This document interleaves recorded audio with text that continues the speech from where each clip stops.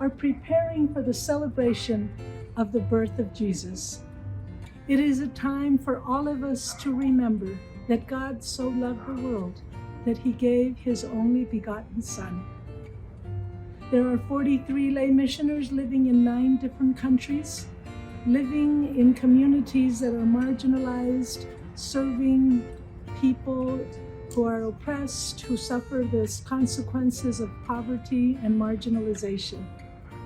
This Christmas time, there will be different celebrations in the various countries with different customs and cultures. However, the message is the same. Lay missioners bring the message of peace, that living a nonviolent life is possible through the example of Jesus. That joy is possible in the midst of suffering. That hope is a part of being a community that believes in God's love, mercy, and compassion. Christmas greetings from El Paso, Texas, where we Maryknoll Lay Missioners live right here on the border and work with immigration in both El Paso and Mexico and Mexicali, Mexico. We're focused on nonviolence and how the Christmas message calls us to nonviolent resistance, which means not just not being violent, but resisting by seeking life and looking towards life. And so we work with migrants who have said no to the violence in their worlds and have said yes to choosing life and choosing a better path for themselves. And Merry Christmas from all of us here and all the migrants that we work with. Sudan is one of the poorest and most violent countries in the world. Children like these grow up in this devastating environment.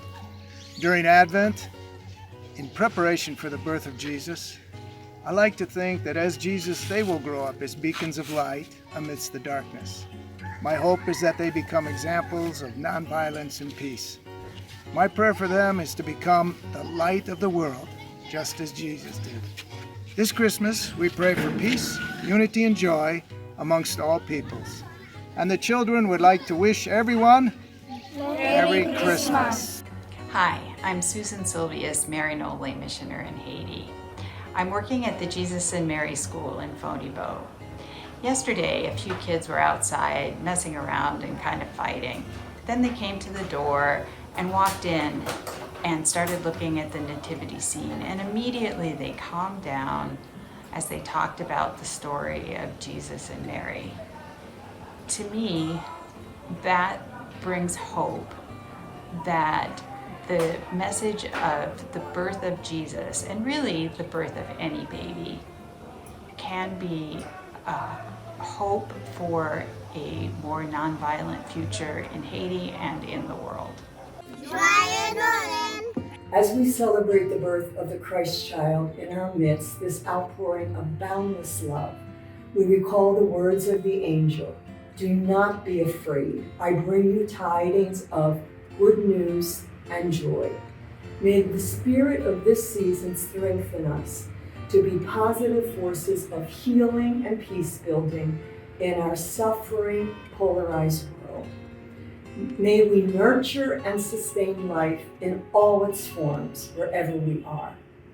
We pray that the Spirit touch our hearts, open them, that we may not be afraid to reach out to others, building bridges of sisterhood and brotherhood as we join forces to be nonviolent in our words, attitudes, and actions. May we be seeds of transformation as we live out the Christmas message, the good news of joy and boundless love for all. Today, we want to wish you all a very Merry Christmas and a blessed New Year. Thank you.